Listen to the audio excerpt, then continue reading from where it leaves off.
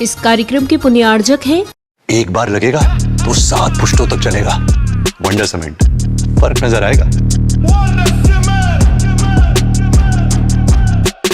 अखिल भारतीय 1008 श्री शांतिनाथ दिगंबर जैन पुण्योदय अतिशय क्षेत्र बजरंगगढ़ प्रबंध कारिणी समिति एवं समस्त दिगंबर जैन मंदिर, गुना, मध्य प्रदेश।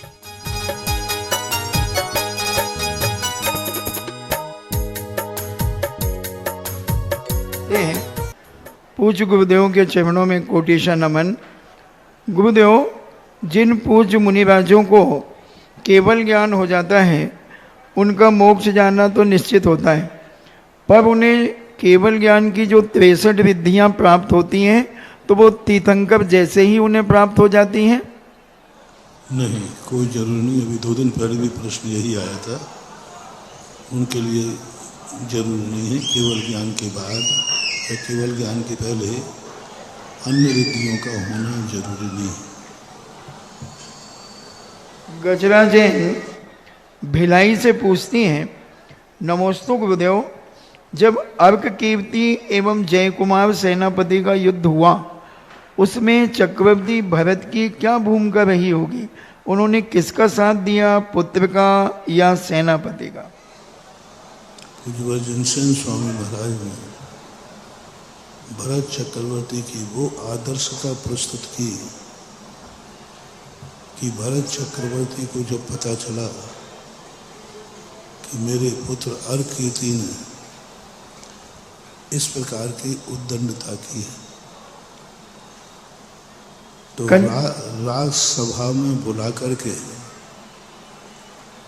सेनापति जय कुमार का सम्मान किया कि हमें गर्व है कि हमारा सेनापति राजा का पुत्र भी गलत रास्ते पे चलता है तो उसको भी दंड देने का अधिकार रखता है।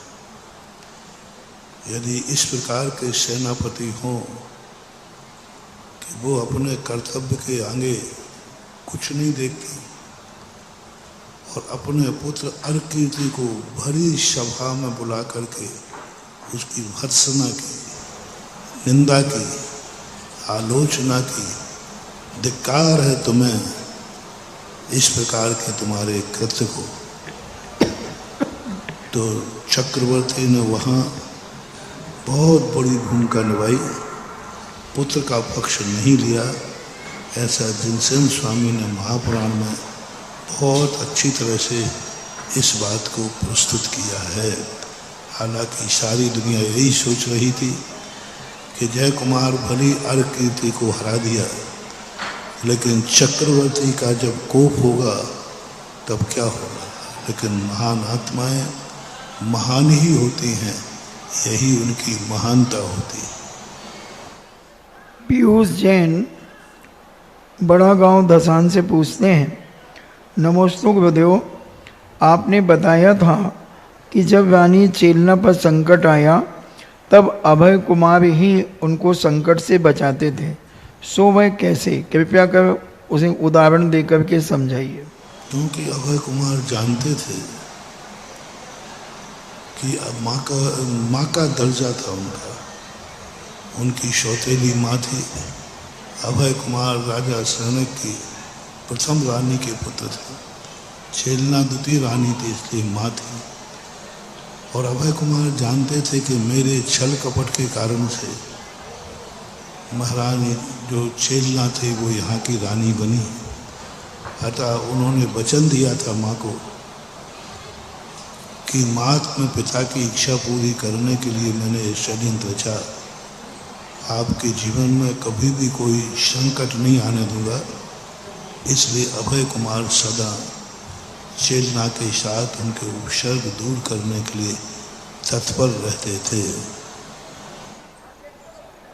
स्वाध्याय मंडल बड़ा गांव कहते हैं, नमोस्तु गुरुदेव, कोई अव्रति छायक सम्यक दृष्टि मनुष्य जंगल में भटक जाए और सामने से दहाड़ता हुआ सिंह आ जाए तो उसे क्या करना चाहिए ताकि उसका सम्यक दर्शन दृढ़ बना रहे?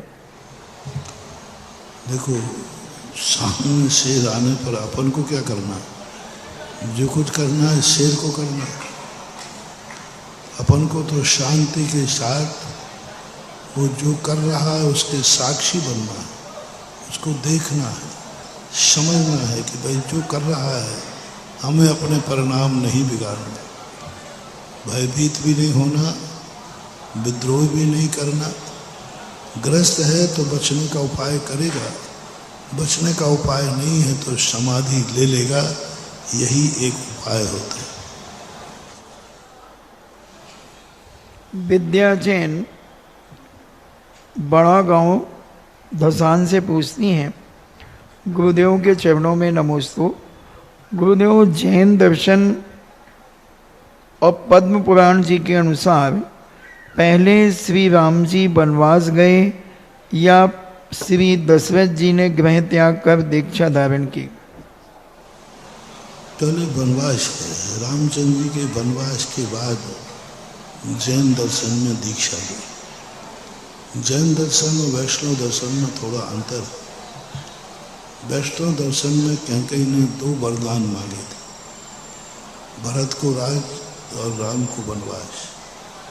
जैन दर्शन के अनुसार कैकेयी ने 1 वरदान मांगा था कि अयोध्या का राज भरत को दिया जाए, रामचंद्र जी को अन्यत्र का राज्य दिया जाए, उनको कोई ऐतराज नहीं था। रामचंद्र जी को वनवास जाने का वरदान कैकेयी ने नहीं मांगा था। मात्र इतना मोह था कि अयोध्या की राजगद्दी पर भरत बैठे, राम लक्ष्मण कहीं अन्य राज्य के राज्य बने, राज्य का बंटवारा हो, लेकिन मुख्य गद्दी भरत को मिलना चाहिए। एक ही वचन था, लेकिन रामचंद्र जी ने अपने स्वाभिमान के कारण 2 कारण, एक तो स्वाभिमान, दूसरा मेरे रहते हुए भरत राजगद्दी पर नहीं बैठ पाएगा, जनता उसे उलाहना देगी, जनता उसे ताड़ित करेगी, टॉर्चर करेगी। देखा कितना छोटा उद्दंड भाई है, बड़े भाई को तो गद्दी पे नहीं बैठा रहा, स्वयं बैठ गया। इस प्रकार की उद्दंड भरत राज्य नहीं कर पाएगा।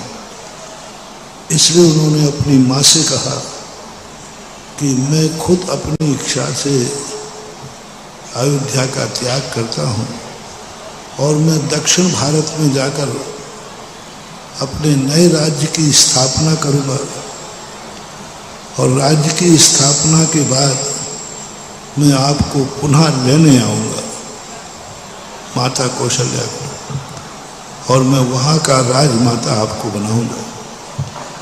ये वचन रामचंद्र जी जैन दर्शन के अनुसार माता कौशल्या से कहते हैं और वनवास की ओर चले जाते हैं। सबके मना करने पर भी जाते हैं।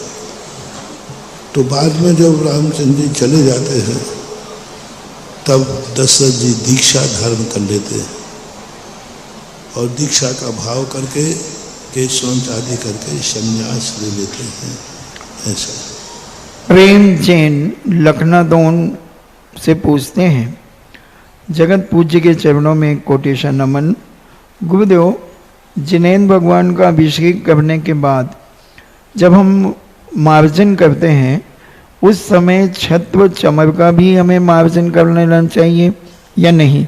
और भगवान का जब हम मार्जन करते हैं उस समय छत्र आदि स्पर्श हो जाते हैं तो उसमें का कोई दोष लगता है?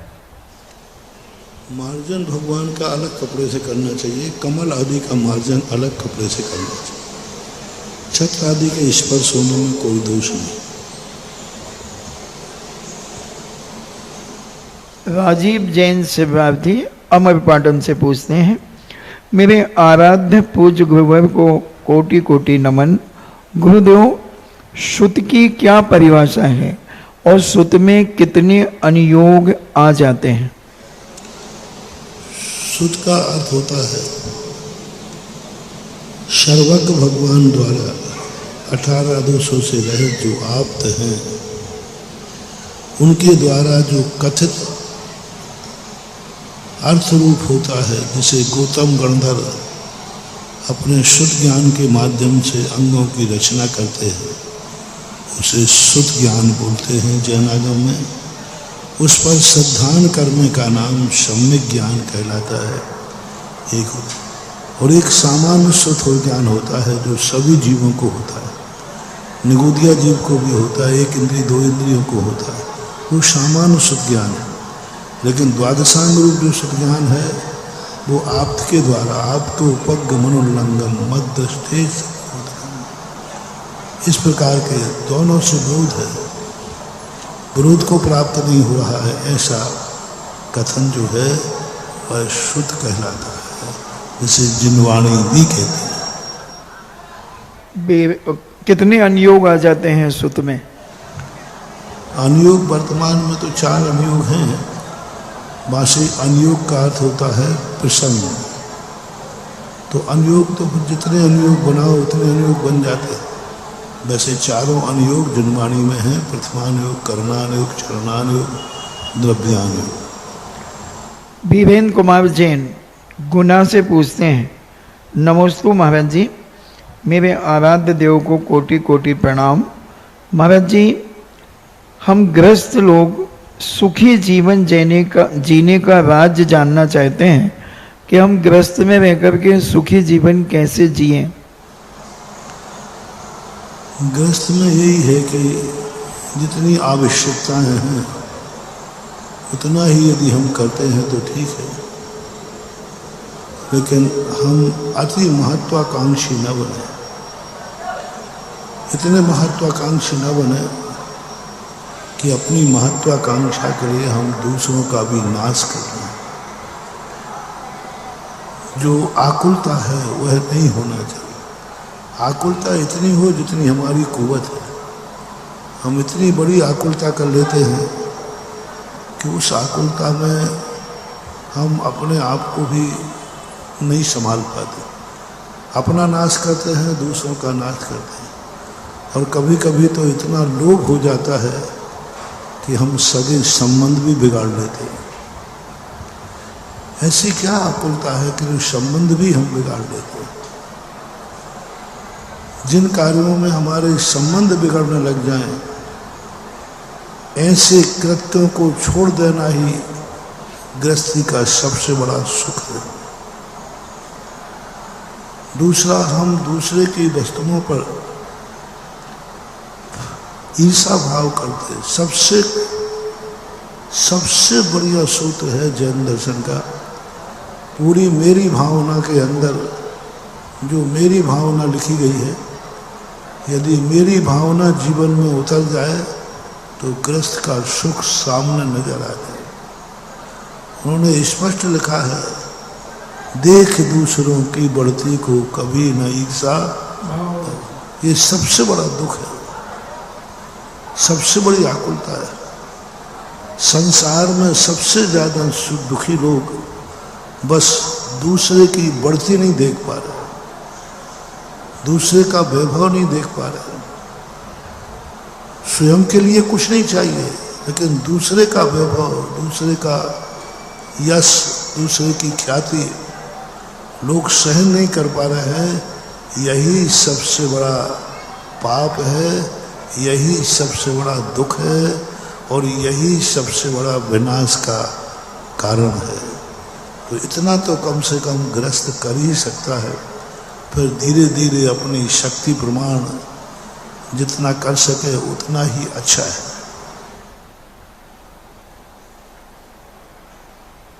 अशोक जैन गांधी 16 रोड अहमदाबाद से पूछते हैं, नमोस्तु गुरुदेव, भगवान की भक्ति कभी भी हे बुद्धि से नहीं बल्कि उपादेय बुद्धि से करना चाहिए। तो महाराज, हे और उपादेय बुद्धि किसको कहते हैं? हे बुद्धि कहलाती है कर रहा हूँ मजबूरी में। जैसे अभी कुछ समय पहले कुछ स्वाध्याय बंदियों को कंजाइष्टियों ने एक ऐसी हवा चलाई थी कि सम्यक दृष्टि भगवान की भक्ति करना नहीं चाहता, करना पड़ता है। उसे भक्ति करते समय ऐसे लगता है जैसे वो अग्नि के भट्टे में प्रवेश कर रहा हो। तो तो इस प्रकार की जो भक्ति है मजबूरी में करना पड़ रहा है, लोक लाज में करना पड़ रहा है, दिखावे में करना पड़ रहा है, इसलिए ये व्यक्ति हे कहलाती है। हे बुद्धि से भक्ति करना, उपादेय दृष्टि से भक्ति मिथ्या दृष्टि करता है। भक्ति ही हमारा उपादेय, हमें तो भगवान को खुश करना ही हमारा लक्ष्य है, हमें पुण्य कमाना ही हमारा लक्ष्य है, भक्ति ही हमारा जीवन है। सम्यक दृष्टि ना हे बुद्धि से करता है, ना उपादेय बुद्धि से करता है, उपकारी बुद्धि से करता है कि ये भक्ति हमारे जीवन के लिए उपकारी है, भगवान हमारे लिए उपकारी हैं, भगवान के माध्यम से ही हम अपने उपादेय को प्राप्त करेंगे। तो भगवान और भगवान की भक्ति सम्यक दृष्टि उपकारी मान करके करता है, ऐसा अंतर जानना चाहिए सम्यक दृष्टि और मिथ्या दृष्टि के उसमें। डॉक्टर सुरेंद्र भारती बुरहानपुर से पूछते हैं, जगत पूज्य गुरुदेव को अखिल भारत वर्षीय दिगंबर जैन विद्युत परिषद की ओर से डॉक्टर सुरेंद्र जैन भारती एवं हमारे परिवार का तीबार नमोस्तु। महाराज जी, पूछवी आज सारे भारत में जितने बड़े स्थान हैं उन सब स्थानों की एक ही चाह है कि आपका चातुर्मास उनके नगर में हो। इसी से पता चलता है कि जैन समाज आपका आचरत्व चाहता है और आप जैसे अहिंसक नरसिंह की दहाड़ सुनने की भावना रखता है। गुरुदेव, आप कहते हैं कि सत्य परेशान हो सकता है किंतु पराजित नहीं हो सकता। यह बात पूर्णतः सत्य है, किंतु मेरी जिज्ञासा यह है कि जो सत्य को जानते हैं और सत्य महाव्रती हैं, तब वे ही सत्य को परेशान करने की कोशिश करते हैं, तब क्या उन्हें यह पता नहीं होता कि सत्य की विजय तय है? जो उनको आप महाव्रती कह रहे हैं वो महाव्रती है ही नहीं। महाव्रतों के चोला है, महाव्रत बना कहाँ है?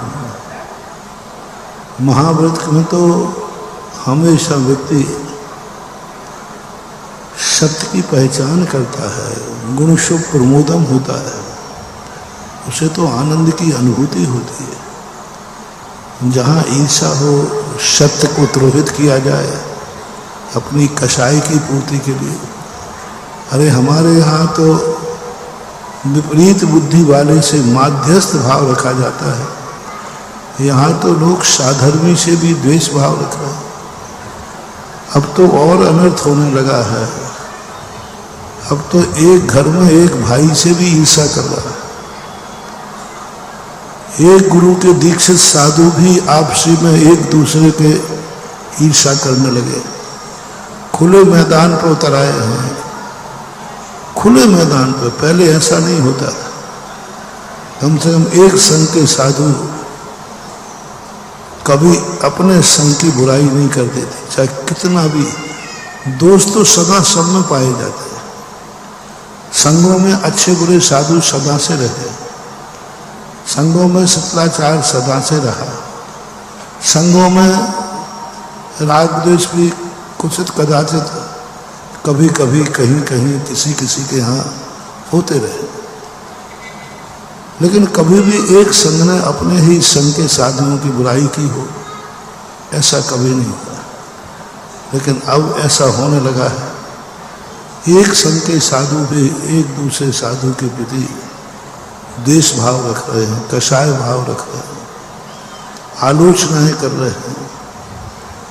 तो ये जिस साधु से आलोचना, उसका कुछ नहीं बिगड़ना, वो नहीं समझ पा रहा है इससे उनका खुद का नाश हो रहा है, संघ का नाश हो रहा है, और वो खुद अपना पतन देख रहे हैं। और वो नहीं समझ रहे हैं कि इससे, वो समझते हैं इससे हमें बहुत ख्याति मिलेगी।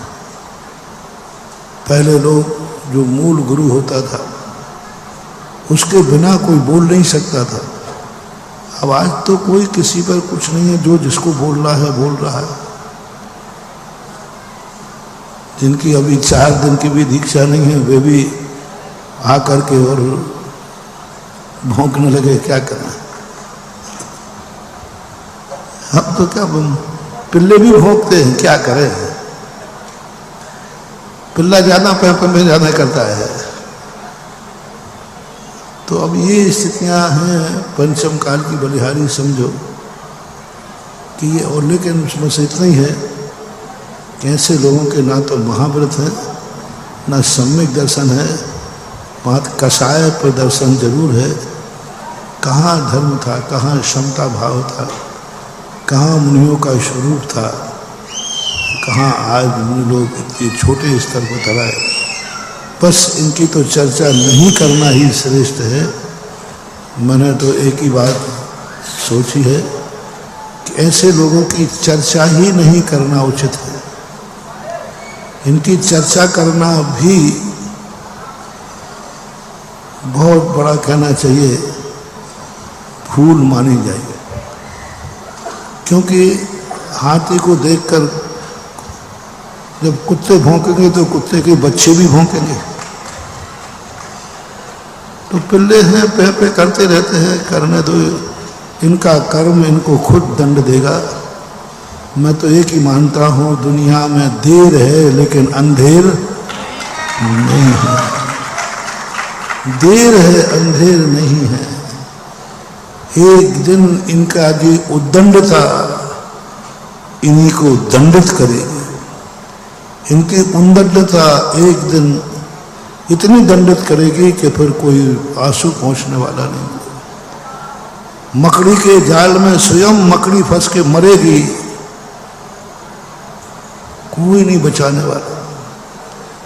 मकड़ी कितना भी जाल बुन ले मक्खियों को फंसाने के लिए, मक्खियां फंसे या ना फंसे, लेकिन स्वयं के जाल में मकड़ी का फंसना तो निश्चित ही है।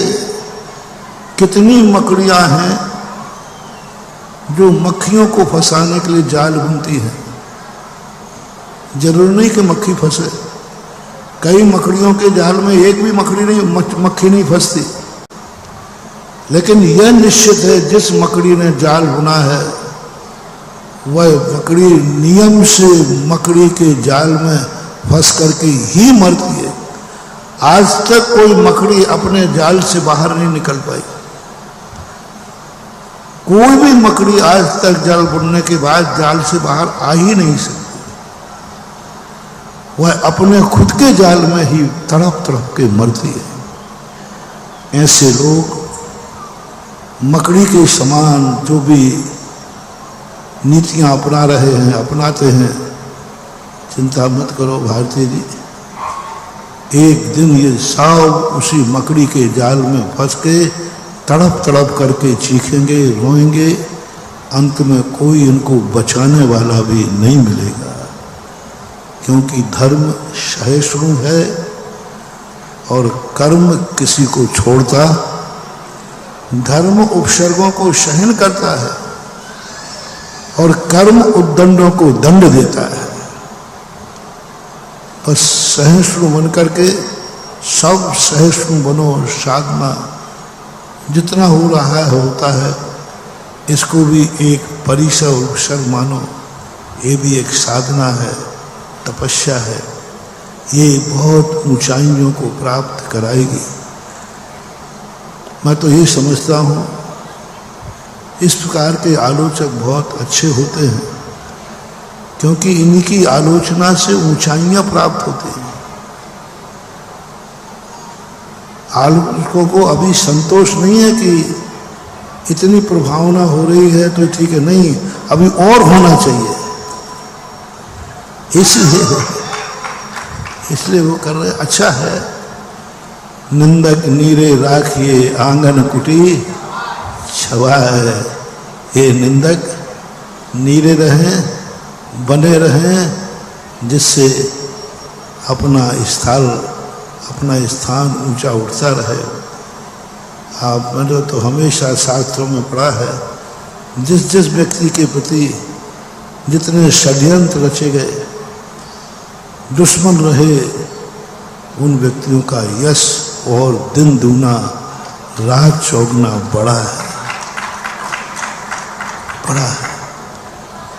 जिनके भक्त ज्यादा रहे उनके नहीं, जिनके दुश्मन रहे, दुश्मन ने हमेशा कितना महान आत्माओं को, पूरे 7 पुराण देखो, और आगम में तो पढ़ा ही था, वर्तमान में भी मैं अनुभव कर रहा हूं, जितना जितना आलोचक आलोचना कर रहे हैं उतना ही चारों तरफ से यश बढ़ रहा है, पुण्य बढ़ रहा है।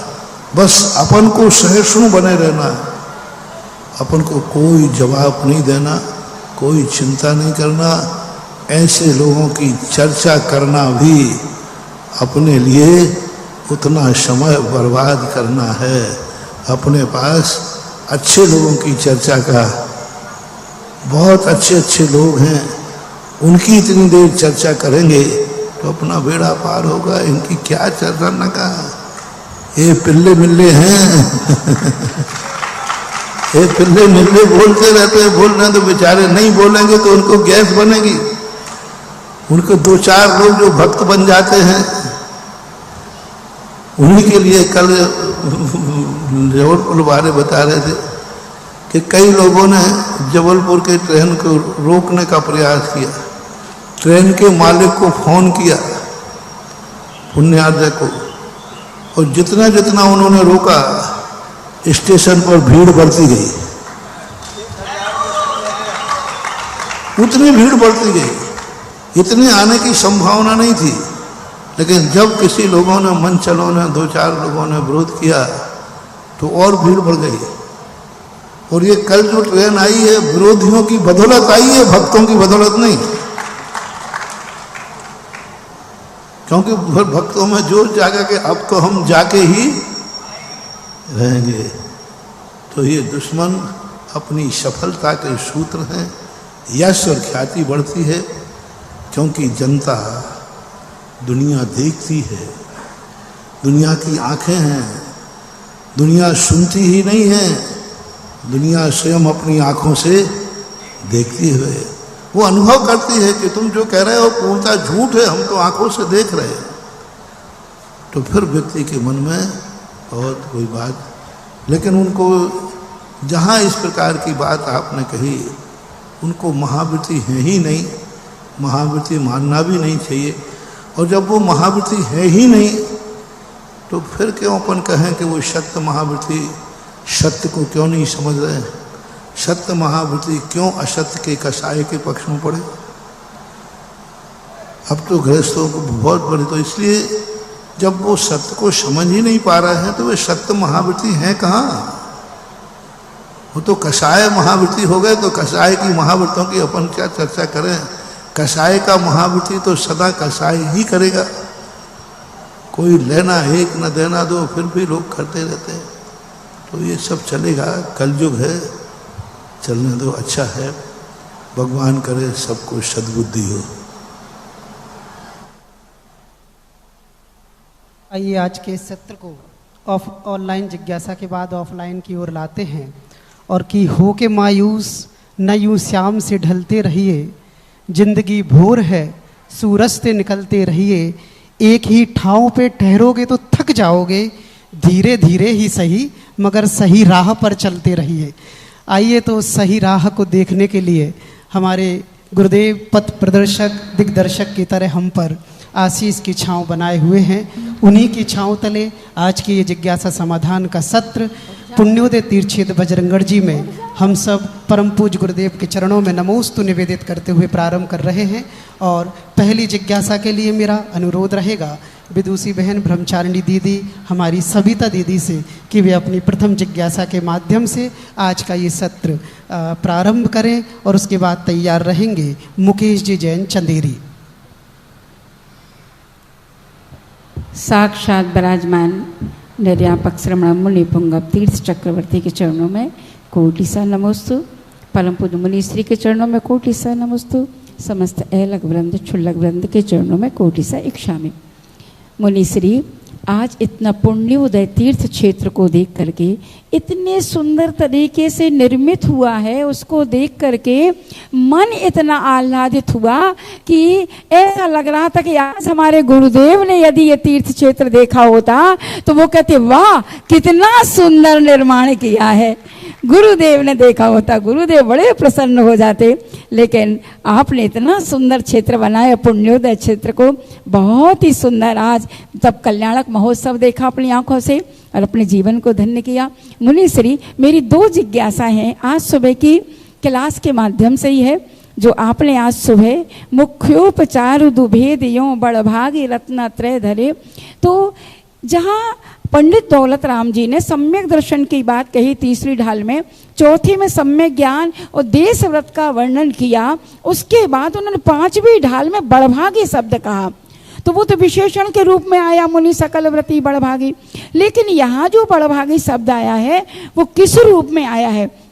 क्योंकि दौलत राम जी यहाँ पर बड़भागी शब्द से तो मुनि बना ही दिया, इसके बाद फिर और क्या कहना चाह रहे हैं कि बड़भागी शब्द, तो बड़भागी शब्द की विशेषता सुनना चाहते हैं आपके श्रीमुख से। और दूसरी जिज्ञासा और है।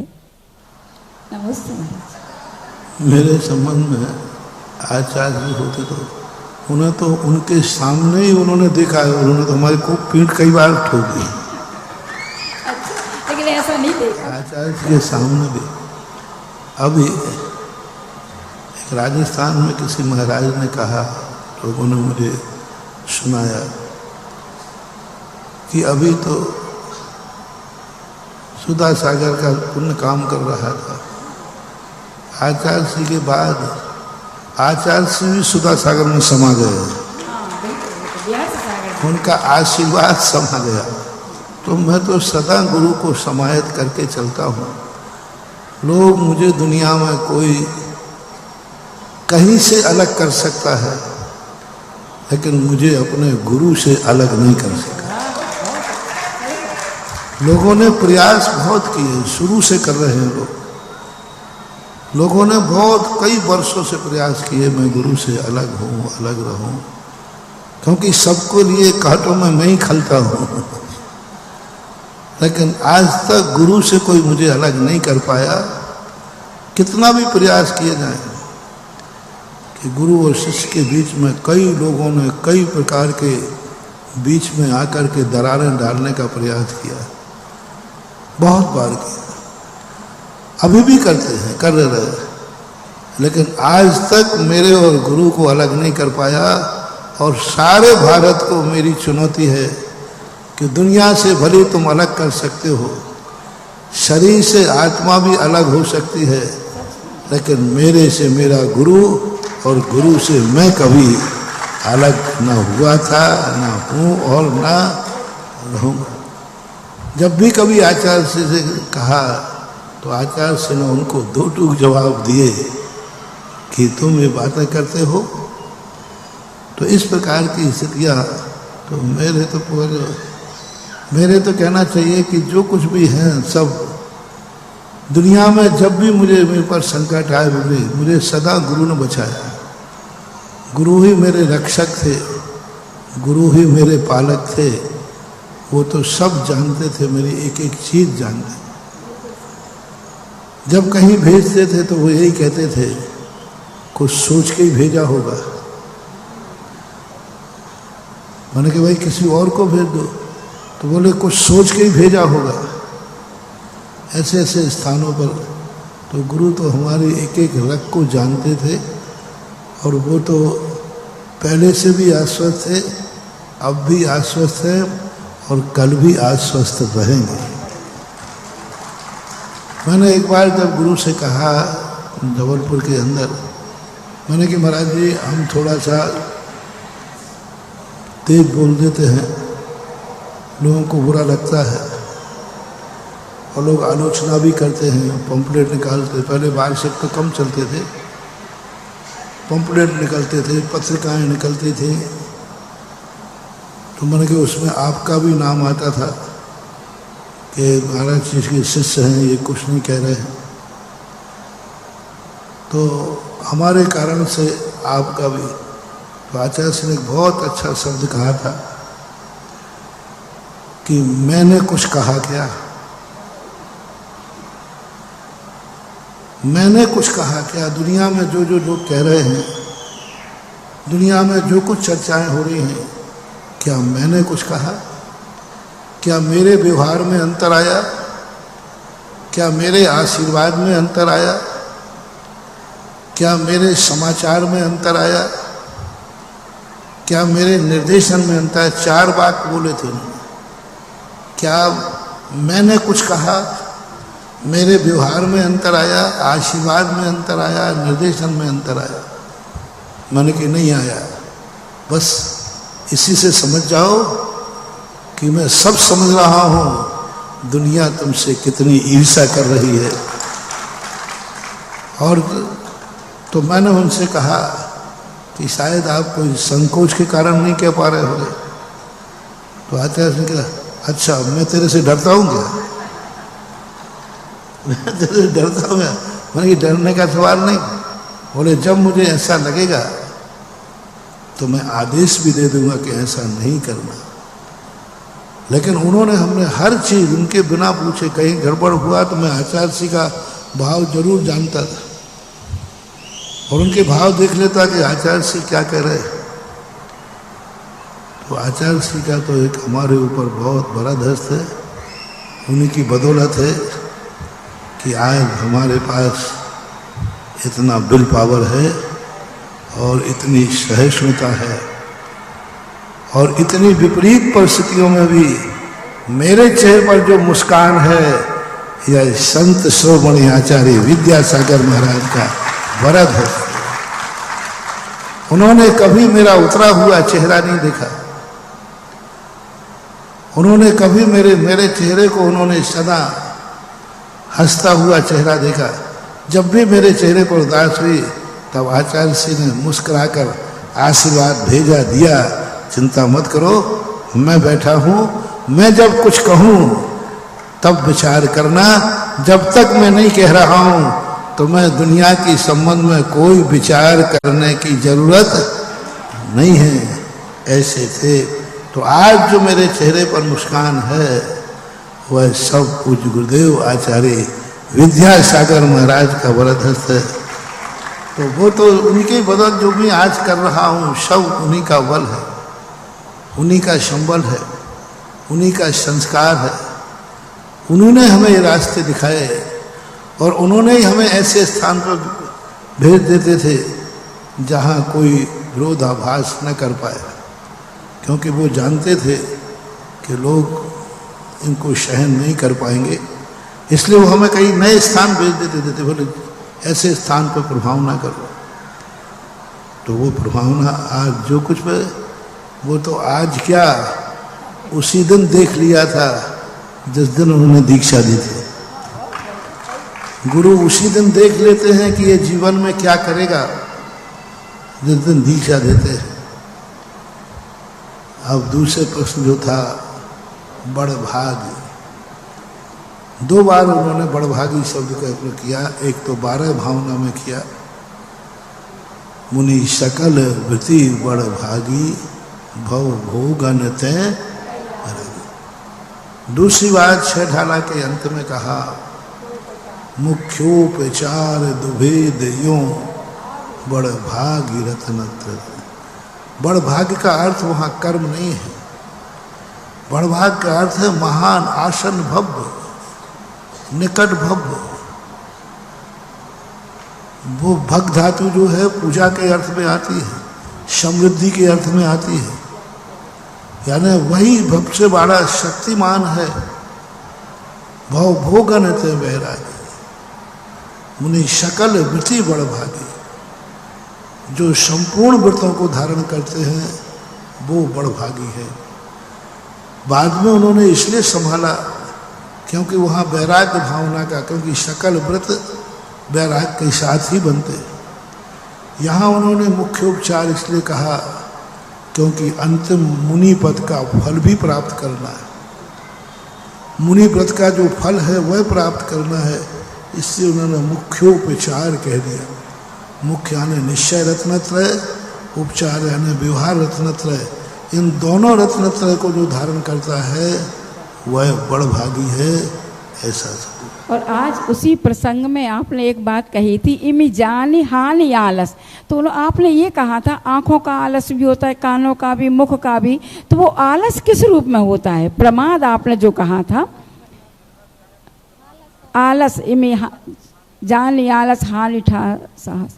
तो आलस को पांचों इंद्रियों में आपने घटित कर रहे थे, लेकिन एक शब्द कह के चले गए। तो कम से कम पांचों इंद्रियों में किस रूप में आलस दिखाई देता है, वो आपके श्री मुख से सुनना चाहते हैं। हानि साहस, हानि आलस। आलस, हानि का अर्थ है अरुचि, प्रमाद, जागरूकता नहीं है, उद्दंडता, लोभ के वशीभूत, भय के वशीभूत आदि धर्म कर रहा है। आलस के अर्थ अनेक। आलस का अर्थ मात्र ही नहीं है कि निद्रा का नाम आलस नहीं है। आलस का अर्थ होता है प्रमाद, और प्रमाद। आपने आंखों का आलस, कर्ण का आलस, ऐसा कुछ शब्द बोला था। सभी का आलस तो अनंत प्रकार का है। 15 प्रकार का प्रमाद कहा गया। मन का प्रमाद कहा गया, मन से प्रमाद। योग, 15 योग जो है प्रमाद में आते। तो मन में बैठे बैठे विचार करना, जो हमें नहीं देखना चाहिए वो हम देख रहे हैं, जहाँ देखना चाहिए वहाँ नहीं देख रहे हैं, ये प्रमाद। जो सुनना चाहिए वो नहीं सुन रहे हैं, जो नहीं सुनना चाहिए वो सुन रहे हैं, कानों का प्रभाव। जो हमें बोलना चाहिए वो नहीं बोल रहा है, जो बोलना चाहिए वो नहीं बोल रहे हैं, और जो नहीं बोलना चाहिए वो बोल रहे हैं। जहाँ आना चाहिए वहाँ नहीं जा रहे हैं, जहाँ नहीं जाना चाहिए वहाँ जा रहे हैं। जिनकी संगति नहीं करना चाहिए उनकी कर रहे हैं, और जिनकी करना चाहिए उनकी छोड़ रहे हैं। ये सब प्रमाद है। प्रमाद के कितने भेद बनाए जा सकते हैं? अनंत भेद, हजारों भेद।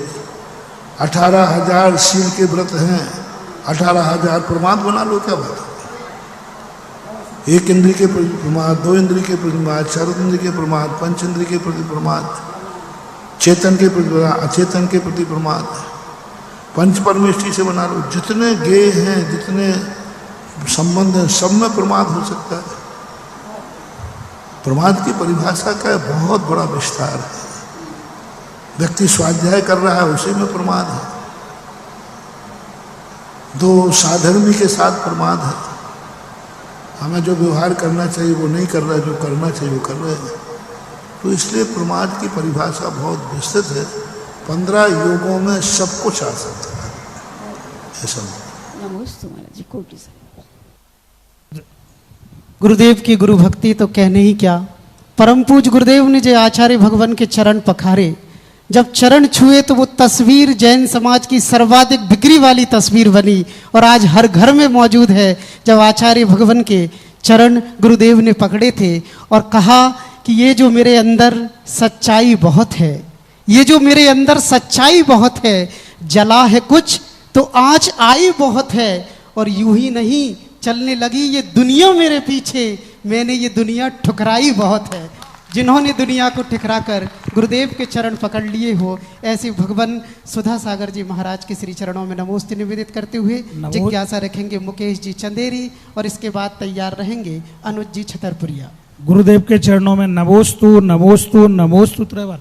भरणी जी के चरणों में इच्छामी इच्छामी इच्छामी। गुरुदेव मेरी यह जिज्ञासा है, भगवान अपने 24 तीर्थंकर ही क्यों है? भगवान 22 नहीं है, 26 नहीं है, भगवान 24 ही तीर्थंकर क्यों है भगवान अपने? 26 हो जाते तो फिर प्रश्न नहीं करते, 23 हो जाते तो करते। एक संख्या का नियोग होता है, कहीं ना कहीं तो एंड होता है। आंखें 2 ही क्यों हैं? 3 होती तो कहते 3 क्यों है? तो कुछ ऐसा होता है कि नियोग होता है, नियत होता है। नियत के बिना दुनिया नहीं चल सकती। जल ठंडा ही क्यों होता है? अग्नि गर्म ही क्यों होती है? नियत है, स्वभाव है। लेकिन नियत ही सब कुछ है, सो बात नहीं। अनियत नहीं होता तो फिर दुनिया एक कठपुतली बन जाती है। इससे 24 तीर्थंकर हैं, लेकिन भगवान तो कितने हो सकते हैं? तो तीर्थंकर भले 24 है तो रहे, लेकिन भगवान तो बहुत हो सकते हैं। नेता भले सीमित रहे तो रहे, लेकिन नागरिक तो बहुत हो सकते हैं। नेताओं की सीमा है, कि एक विधायक ही रहेगा इतने क्षेत्र से, लेकिन नागरिकों की तो सीमा नहीं है, वो तो कितने भी हो सकते हैं, ऐसा मत। जिज्ञासा के लिए अनुरोध रहेगा, पंचमुखी पंच कल्याणक महाप्रतिष्ठा के बाद आज जब सुबह शांतिनाथ भगवान के श्री चरणों में पुण्योदय के लिए गजरत विहार करते हुए समूचा गुना जब भगवान के श्री चरणों में आया और उसका सौभाग्य प्राप्त किया, श्री जी को अपने हाथों में लेकर हमारे अनिल जी अनुज चतुरपुरिया ने, वे अपनी जिज्ञासा रखेंगे गुरुदेव के चरणों में और इसके बाद तैयार रहेंगी श्रीमती नीलू जी, सीनू हौजरी परिवार। जगत पूज्य गुरु श्रेष्ठ के चरणों में बारंबार नमोस्तु। भगवान, मेरी एक जिज्ञासा यह है, परसों तक आपका नसिया जी से बजरंगगढ़ विहार होना था, यह एक सामान्य प्रक्रिया थी, लेकिन कल अचानक क्या हुआ, एक ऐसी योजना बनी कि आपका वह विहार सिर्फ विहार ना होकर तीर्थ, चक्रवर्ती तीर्थ यात्रा बन गया। तो आपका ये आपका पुण्य था, हमारा पुण्य था, आपको कौन सी वचन सिद्धि है, एकदम क्या होता है कि आपके मन में कुछ आता है और वो एक अलग ही स्वरूप ले लेता है। सुबह 1.5 से 2 किलोमीटर लंबा जुलूस, वो भी सुबह 5:30 बजे नसिया जी के बाहर जनता उमड़ रही, वहां इंद्र देवता बारिश करते से नहीं मान रहे, इसके बावजूद भी लोगों का उत्साह नहीं थम रहा था। गुरुदेव, जिज्ञासा का समाधान करें, यह क्या अतिशय है आपका? मेरा एक सिद्धांत है, प्रकृति को कभी रोकना नहीं और प्रकृति से कभी रुकना नहीं। प्रकृति को रोकना नहीं, उसको बरसना है बरस जाने दो, लेकिन हम भी रुकेंगे नहीं, ये भी प्रकृति को चुनौती है। इसलिए उसने भी अपना करिश्मा दिखा दिया और हमारा भी करिश्मा दिखा दिया कि हम सकुशल आ गए।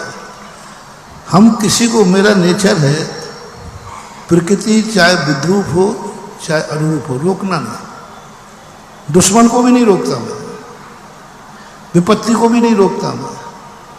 मेरे नेचर में पता नहीं क्या है, प्रतिकूल जितनी परिस्थिति आती है मैं उसको कभी रोकता नहीं हूँ, लेकिन उसको चुनौती है कि मैं भी तेरे से रुकने वाला नहीं। रास्ते में कांटे आते हैं, मैं कांटों को कभी झाड़ू नहीं लगाता। एक बार मैंने भगवान से भी कह दिया था कि भगवान, मेरे रास्ते के कांटे दूर मत कर देना, अन्यथा मैं नाराज हो जाऊंगा। मेरे रास्ते के कांटे दूर मत कर देना, अन्यथा मैं नाराज हो जाऊंगा, क्योंकि मुझे अपनी साधना की परीक्षा करना है। पैर कांटे पर रखूंगा, उठाने के बाद वो फूल दूसरों को मिलेगा। पैर कांटे पर रखूंगा, लेकिन पैर जब आगे बढ़ जाएगा तो पीछे वाले लगेंगे ये तो फूल है। तो मेरे एक नेचर है कि मैं कभी भी, मेरे नेचर, मैंने मानिए दुश्मन को भी मैं कभी नहीं रोकता। बहुत सारे लोग कहते हैं महाराज आप चाहो तो दुश्मन को रोक सकते हो, मैंने कहा मैं तो नहीं रोकूंगा। और ये भी वादा है, दुश्मन को कभी रोकूंगा नहीं। और आज तक दुनिया में कोई दुश्मन पैदा नहीं हुआ जो दुशासुदा सागर को रोक लेगा। किसी दुश्मन को मैं रोकूंगा नहीं, किसी दुश्मन से मैं रुकूंगा नहीं। कोई विपदा आ जाए मैं वो विपदा को रोकूंगा नहीं, और दुनिया की कोई विपदा मुझे रोकेगी नहीं, रोक नहीं सकेगी। प्रकृति भी कितनी आ जाए, बहुत बार प्रकृति विद्रूप होती है, मैं प्रकृति से कहता हूँ मैं तुझे रोकूंगा नहीं। प्रकृति सोचती है अब हम बरस रहे हैं, कोई मंत्र फेंकोगे तो फू, मैंने कहा नहीं, मेरा मंत्र इतना सस्ता नहीं है, मेरा मंत्र इतना सस्ता नहीं कि मैं इसे रोकने में दाव पर लगा दूं। मेरा पत्र इतना महंगा है कि उसको सीढ़ियां बना करके मोक्ष यात्रा कर लो। मेरा मंत्र दूसरों को रोकने के लिए नहीं है, मेरी साधना मेरा विकास है, मेरी साधना मेरा सोपान है, मेरे मंत्र मेरी ऊंचाइयों तक ले जाने वाले हैं, दुश्मनों को रोकने के लिए नहीं है। तो न प्रकृति की तरफ, कई लोग कहा महाराज जी थोड़ा आप कुछ करो, मैंने कहा मैं तो कुछ नहीं करूंगा। तो तुम्हारे अध्यक्ष जी आ गए, बोले महाराज जी नारियल लेके आ गए सुबह, महाराज जी रथ तो कस गया लेकिन बरसात हो रही है। तो मैंने कहा मैं क्या करूँ? तो उनका मतलब था कि आप कुछ करो। तो मैंने कहा मैं तो कुछ करने वाला नहीं हूँ। फिर वो आदिनाथ के पास पहुँचे, हमने कहा हाँ आदिनाथ जानो तुम जानो। मैं तो मजे ले रहा था कि बहुत बढ़िया है, बरस जाने तो जितना बरसना है। यही बरसात कैसे कहूं कि मैं प्रतिकूल हूं, कैसे कहूं प्रकृति ने बरसात में विघ्न डाला है। मुझे तो ये लगा है प्रकृति ने छाया की है कि 5 किलोमीटर का पता नहीं चला कि कब आ गए। मौसम को ठंडा कर दिया। अपन समझ रहे हैं कि विघ्न हुआ है और पता चला कि वो विघ्न नहीं हुआ है। बहुत अच्छा हुआ। यहाँ के पुलिस जो प्रभारी हैं उन्होंने कहा महाराज जी रथ यात्रा रैली तो लोग रास्ता साफ करते हैं, शुद्ध करते हैं, लेकिन देखो प्रकृति ने पहले रास्ता साफ कर दिया और पूरी यात्रा सकुशल हो गई। तो ये होता है, इसलिए ये सब कार्य अपने अंदर की श्रद्धा हो, अपना विल पावर हो, बस हमें धर्म की और धर्म का झंडा ऊंचा उड़ाने का भाव आता है तो जो कार्य नहीं होना होते वे होना। 24 घंटे में कोई रथ यात्रा आती है, 24 घंटे में कोई हाथी आते, 24 घंटे के अंदर हाथी, और यहाँ नहीं मिले कहाँ राजस्थान से हाथी आ गया।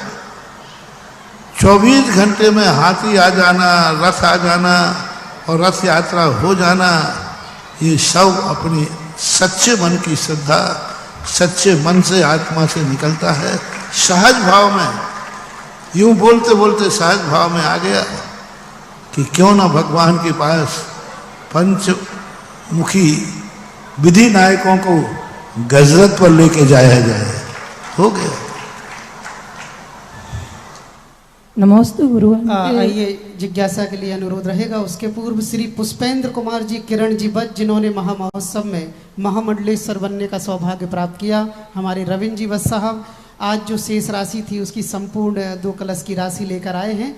वे पधारे, कमेटी उनका बहुमान करे, गुरुदेव से आशीर्वाद प्राप्त करे। और इसी बीच सर्वोदय तीर्थ में कुछ और नाम ट्रस्टी के लिए साकेत सेठी जी, मयंक पंसारी, सुबोध छतरपुरिया, सचिन जी कामनी, सिद्धार्थ जी स्वराज, मनीष जैन HDFC, हर्षिल जैन रस्सी, गौरव जैन नीमखेड़ी, इनके मंगल भावों की जोरदार तालियों से अनुमोदना कीजिएगा।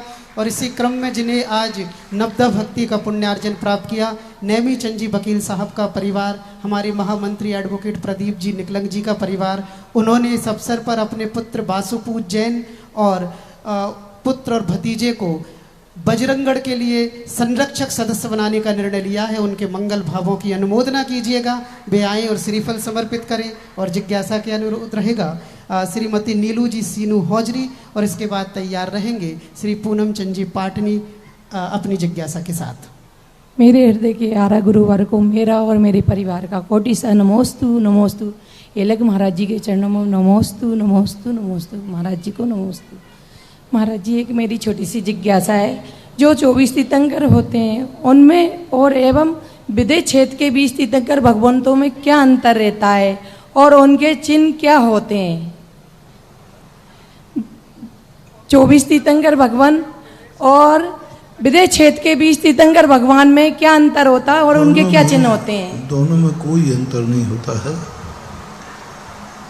दोनों क्षेत्र का अंतर है। वो विदेह क्षेत्र के तीर्थंकर, वो यहाँ के, अंतर कोई नहीं है। 46 मूल गुण उनके होते हैं, 46 गुण उनके होते हैं। कुछ कभी कभी कल्याणकों में अंतर होता है, कोई 3 कल्याणक, कोई 2 कल्याणक, कोई 5 कल्याणक होते हैं, लेकिन केवल ज्ञान के बाद कोई अंतर नहीं है। जिनका समूषण भी ऐसा ही होता है। केवल ज्ञान के बाद जितने तीर्थंकर हैं पूरे सब का एक समान ही उनका अनंत चतुष्टय होता है।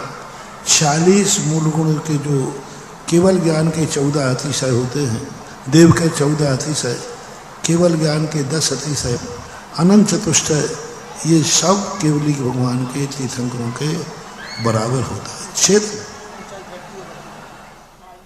आयु उम्र घटती बढ़ती रहती है। जैसे यहाँ पर एक पूर्व कोटि थी, 72 वर्ष हो गई, वहाँ नहीं होता। लेकिन आगम के अनुसार हम नहीं कह सकते हैं कि वहाँ की उम्र कम बढ़ नहीं होती, क्योंकि मान लीजिए कोई कम उम्र वाले भी वहाँ कोई मुनिराज थे और बाद में तीर्थंकर प्रकृति का बंद कर लिया और जाकर के केवल ज्ञान हो गया, तो पर उनकी उम्र 500 धनुष हो ही नहीं पाई। 500 धनुष के प्रमाण की काया नहीं हो पाई उसके पहले, क्योंकि कोई वामन संस्थान वाले थे। 500 धनुष की काया तो उत्कृष्ट थी। चौथे काल में जो तीर्थंकर प्रकृति को लेके आए उनकी तो बराबर 500 धनुष की ही काया होगी, और उत्कृष्ट आयु होगी 1 पूर्व कोटि वर्ष की, इसमें भी कोई संदेह नहीं है। लेकिन जैसे ही 2-3 कल्याणक वाले हैं, मान लो पूर्व कोटि की आयु लेके नहीं आए, कम आयु लेके आए, और उनको तीर्थंकर प्रकृति का बंध हो गया और उसी भाव में उदय में आ गया, तो फिर पूर्व कोटि की आयु नहीं रही। 500 धनुष की काया लेके आए तीर्थंकर हैं, वो तो ठीक है, 5 कल्याण। जो 500 धनुष की काया लेके नहीं आए हैं और बीच में ही उनको केवल ज्ञान होगा, तीर्थंकर प्रकृति का बंध कर लिया, जिनकी 100-200 धनुष की काया है, तो 2 और है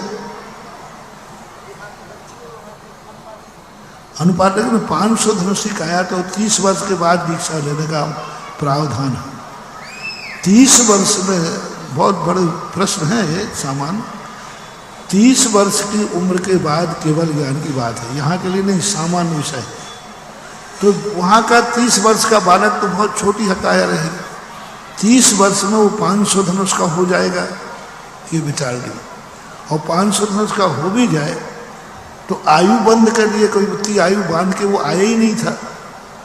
1 पूर्व कोटि वर्ष में कोई आधा पूर्व कोटि की बांध के आया, क्योंकि विदेह क्षेत्र में भी जघन आयु अंतर्मुहूर्त कही, 8 वर्ष अंतर्मुहूर्त भी कही। तो ये ऐसी स्थिति में उनकी काया कम भी हो सकती है। सभी तीर्थंकरों की काया वहाँ 500 धनुष की ही रहेगी सोने की। लेकिन आगम में कहीं भी नहीं लिखा कि उनके समोषण में भी उतार चढ़ाव होता है। भरत ऐरावत के समोषण में उतार चढ़ाव होता है, विदेह क्षेत्र में सभी का समोषण 12 योजन का होता है, और 12 योजन की स्थिति मान के चले हैं।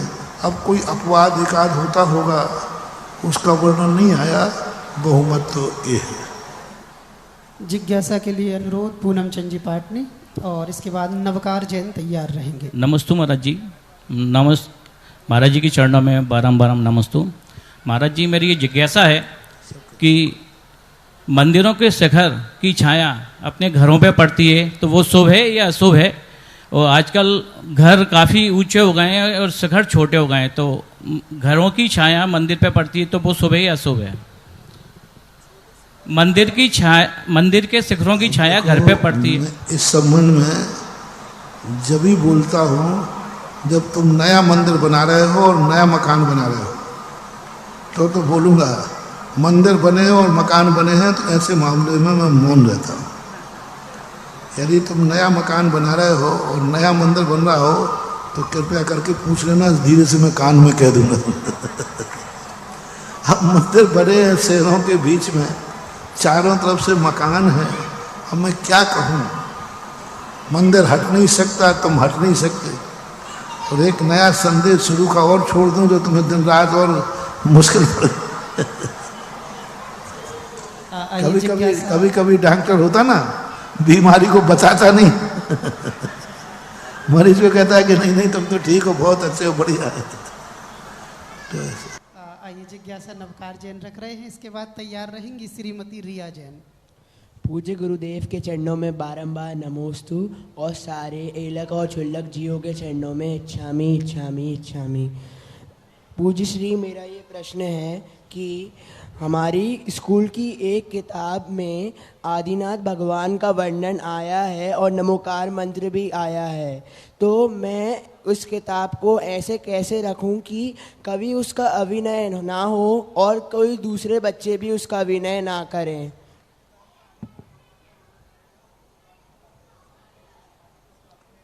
कोई बात नहीं, आपको अपनी तरफ से विनय नहीं करना, उसका अभिनय नहीं होता है, दूसरे बच्चे भी पढ़ रहे हैं।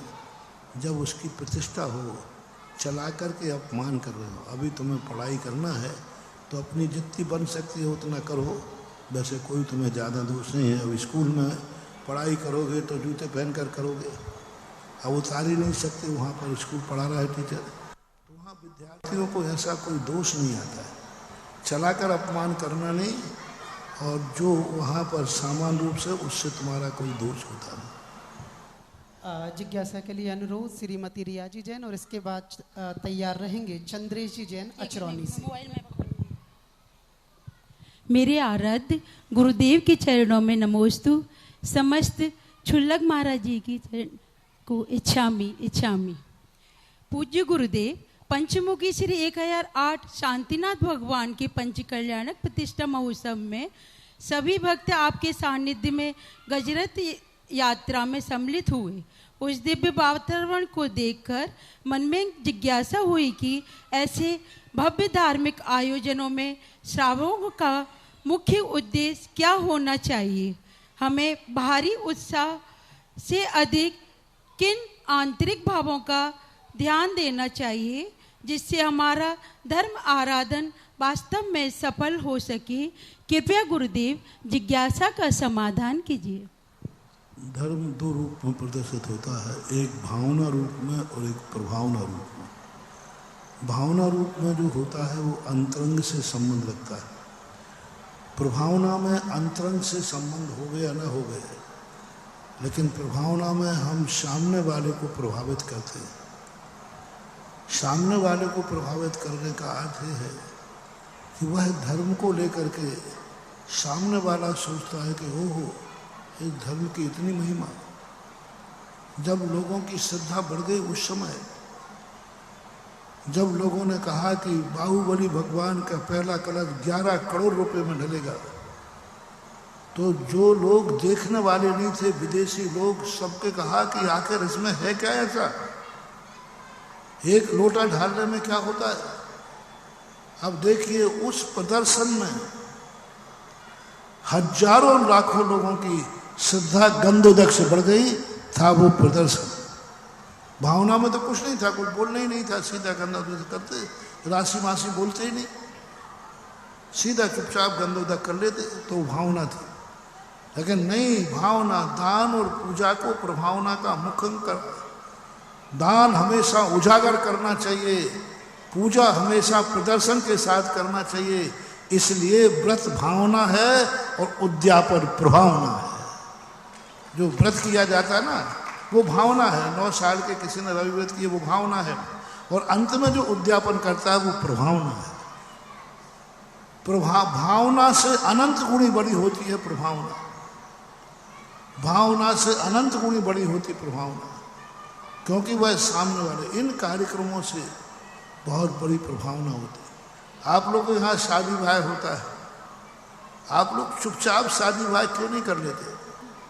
सीधा दूल्हा दुल्हन को बुलाओ और अग्नि के सामने परिक्रमा दिलाओ, और ये बारात क्यों निकालते?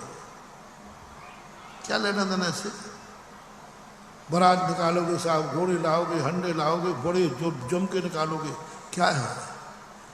ये दुनिया को दिखाना है कि मेरा लाडला इस धन दौलत से भी कई गुना अनमोल है। अपना प्यार जताते हैं कि हमारे लिए हमारा बेटा कितना मूल्यवान है कि उसके लिए हम कुछ भी करने को तैयार हैं। इसी प्रकार हम धर्म के भगवान के लिए हम कुछ भी करने को तैयार हैं।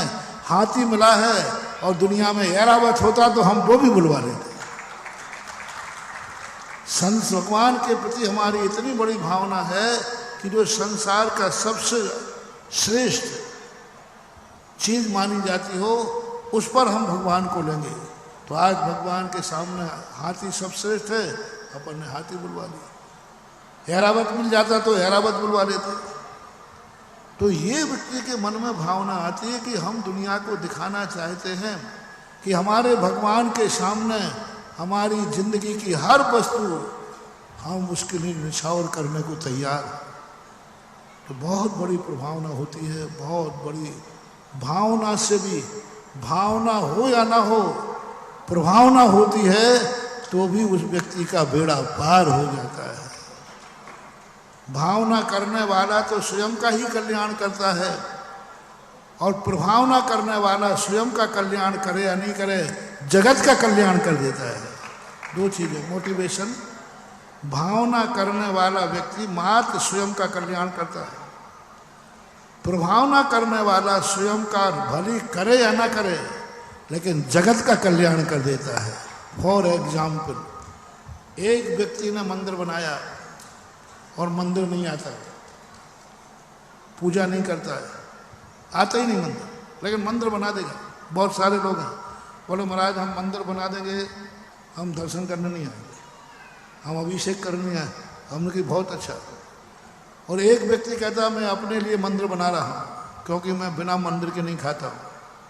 समझना, एक व्यक्ति कह रहा है कि मैं बिना मंदिर के नहीं खाता हूँ इसलिए मैं अपने लिए मंदिर बना रहा हूँ, और एक कहता है मैं मंदिर नहीं बनाऊंगा लेकिन पूरे नगर के लोग मंदिर करें नहीं बना पा रहे, बनाऊंगा। अब दोनों में से श्रेष्ठ कौन है? एक व्यक्ति ने अपने दर्शन के लिए मंदिर बनाया है और एक व्यक्ति ने पूरे नगर के लिए दर्शन के लिए मंदिर बना दिया है। बोलो जल्दी। वो स्वयं नहीं आता, सारे नगर के लिए मंदिर चाहिए था। उसने कहा ठीक मंदिर बना दे बेटे, मैं नहीं आऊंगा मंदिर। अब बोलो सारे नगर दर्शन कर रहा है कि नहीं? सारे नगर का कल्याण हो रहा है कि नहीं? वो बना नहीं पाते। तो अब इन दोनों में तुलना करो कौन है। एक ने स्वयं दर्शन के लिए मंदिर बनाया, दुनिया से कोई लेना देना नहीं, और एक ने कहा मुझे अपने आप से कोई लेना देना नहीं, मैं तो दुनिया के लिए मंदिर बना रहा हूँ। व्यवहार नीति कहती है कि वो श्रेष्ठ है, भली वो मंदिर नहीं जा रहा है लेकिन सारा जगत मंदिर के दर्शन करके पुण्य कमा रहा है। तो ये कहलाती है प्रभावना।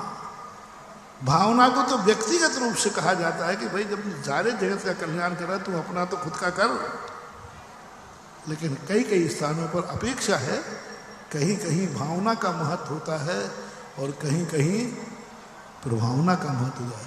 कभी कभी हमें धर्म प्रभावना के लिए भी करना पड़ता है, दूसरों के लिए। दान दिखावे के लिए ही नहीं दिया जाता, दान दुनिया को बता के दो जिससे लोग समझें कि धन और धर्म की कीमत क्या है। देखो धर्म के सामने धर्म की क्या कीमत है? कुछ नहीं। लोग धर्म के नाम पर धन को पानी की तरह बहा देते हैं। दो प्रकार के लोग होते हैं, एक जब पाप को खेलते हैं, जब जुआ पे बैठते हैं तो सारी संपत्ति पानी की तरह लुटा देते हैं। इसी प्रकार धर्मात्मा जब पंचमुखी पंचाण की बोली लेने बैठता है तो धन को पानी की तरह लगा देता है। दोनों ने पानी की तरह लगा। एक ने जब जुआ पे बैठा तो लगाता गया, सारी संपत्ति किस पर लगा दी? पानी की तरह बहा दी। इंद्रप्रस्थ लगा दिया, पांडवों को लगा दिया, द्रौपदी को, सबको लगा दिया। एक जुआड़ी ने, एक जुआ खेलने वाला अपनी जिंदगी भर की पसीने की कमाई पानी की तरह बहा दी, और एक धर्मात्मा ने अपनी जिंदगी भर की कमाई पंचमुखी पंचानाक में इंद्र बनने में लगा दी। दोनों ने पानी की तरह बहाया। श्रेष्ठ क्या था? प्रभावना कितनी हुई? वहां प्रभावना कितनी हुई? आज तक निंदा होती है इस प्रसंग की। जब जुआ की बात आती है तो यही कहते हैं, और जब प्रशंसा की बात आती है तो सारा भारत कह रहा है दान देना सीखना है तो गुना से सीखो, पंच कल्याण करना है तो पंचमुखी करो, प्रभावना करना है तो पंचमुखी जैसे गजत की करो, प्रभावना कर जुलूस निकालना है तो गुना से पुण्योदय का। हालांकि पहले भी निकले हैं। क्या प्रभावना हुई थी? सबसे पहला गजत का जुलूस निकला था 95 किलोमीटर का, कोटा से चांदखेड़ी। कोटा से चांदखेड़ी 95 किलोमीटर का गजत था। हजारों लोग चले हुए थे, बहुत हजारों लोग। हुकम काका उस समय थे, वो उन्होंने निर्देशन में था। बहुत बड़ा जुलूस, इतनी प्रभावना हुई थी गांव में। लोग धन्य करे, धन्य है जैनियों का धर्म का प्रभाव। फिर उसके बाद और कई चीज़ें निकलती गई। तो ये सब प्रभावना की चीज़ें हैं। जो अपनी ज़िंदगी से अपने चहेते को ऊंचा मान लेता है उसकी ज़िंदगी भी एक दिन उतनी ही ऊंची उठ जाती है जितना उसने उनको उठाया है।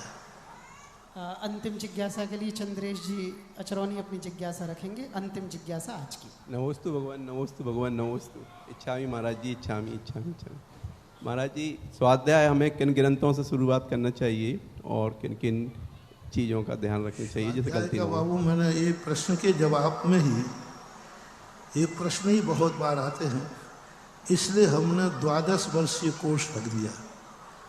तो 12 वर्षीय कोर्स में हमने प्रैक्टिस बना दिया है कि शुरुआत कहाँ से करना चाहिए, पूरी प्रारंभ से लेकर के कहाँ से शुरू करना, कैसे भरना। आप 12 वर्षीय कोर्स का प्रॉस्पेक्टस उठा लीजिए, उसी क्रम से स्वाध्याय शुरू कर दीजिए और 12 वर्षीय कोर्स में एडमिशन ले लीजिए। दोनों काम हो जाएंगे, आपका ज्ञान बढ़ जाएगा, क्रम भी हो जाएगा और आप 12 वर्ष पढ़ करके पंडित जी भी बन जाएंगे। आइएगा, बोलिए निर्यापक श्रवण मुनिपुंगव सुधा सागर जी महाराज की। हम सब मिलकर परम पूज्य गुरुदेव की आरती करेंगे। कौन सौभाग्यशाली होगा जो आज पुण्योदय तीर्थ पर जब गजरत के साथ इस पंचमुखी पंच कल्याणक महामहोत्सव के उद्यापन की श्रृंखला में आज के दिन परम पूज्य गुरुदेव के साथ पद विहार करते हुए सभी पुण्योदय तीर्थ पर आए हैं। कहाँ से प्रारंभ किया जाए, किसी की भावना बन रही हो तो बहुत शीघ्रता से अपनी भावना को भेजें। हाँ जी, 11,111 रुपये, 11,111 रुपये एक बार, 11,111 रुपये दो बार। महिलाएं भी इस पुण्य लाभ ले सकती है। यदि आपकी भावना बन रही हो तो बहुत शीघ्रता तक से मुझ तक भेज दें। 11,111 रुपये एक बार, 11,111 रुपये एक, दो, सवा दो, ढाई, पौने तीन और जी हाँ, जल्दी से भावना भेज दीजिए अपनी। 15,115 रुपये, 15,115 रुपये एक बार, 15,115 रुपये दो बार, सवा दो, ढाई, पौने तीन और ये पूरे। और किसी का मन बन रहा हो पीछे वाले भैया से पूछ लीजिए जी। 15,115 रुपये एक बार, 15,115 रुपये एक, दो, सवा दो, पौने तीन और जी हाँ, 21,121 रुपये। बोल शांतिनाथ भगवान की। 21,121 रुपये एक बार, 21,021 रुपये दो बार, हाँ 21,001, दो, सवा दो, ढाई, पौने तीन और बहुत शीघ्रता से आधे मिनट में बोली छोड़ रहे हैं जी। चलिए 25,125 रुपये, 25,125 रुपये एक बार, दो बार, सवा दो, ढाई, पौने तीन और ये पूरे। और किसी की भावना, ये पूरे तीन बार। ये परम सौभाग्य जिन्होंने प्राप्त किया है, नाम बता दीजिए। हाँ, राजू जड़ी बूटी दूधई क्षेत्र के जो महामहिम हैं उन्हें सपरिवार ये परम सौभाग्य प्राप्त हुआ है। और दूसरी ओर से यदि भावना बन रही हो, हमारे भावना भाई थी आज,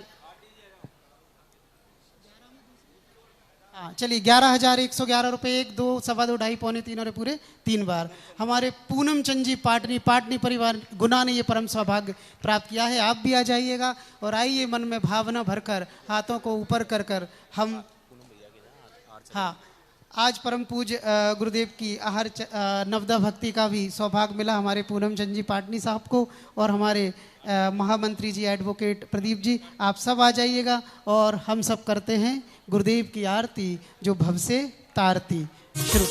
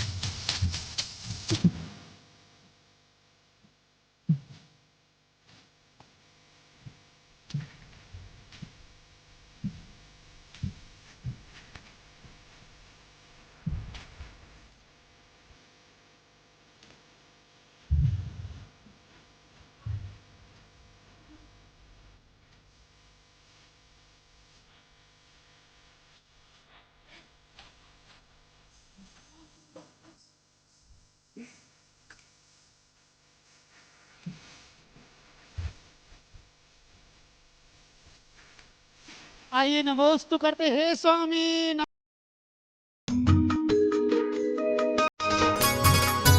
इस कार्यक्रम के पुण्यार्जक थे घर की लंबी इनिंग चाहिए, वंडर सीमेंट लगाइए। वंडर सीमेंट, फर्क नजर आएगा। अखिल भारतीय 1008 श्री शांतिनाथ दिगंबर जैन पुण्योदय अतिशय क्षेत्र बजरंगगढ़ प्रबंध कारिणी समिति एवं समस्त दिगंबर जैन मंदिर, गुना, मध्य प्रदेश।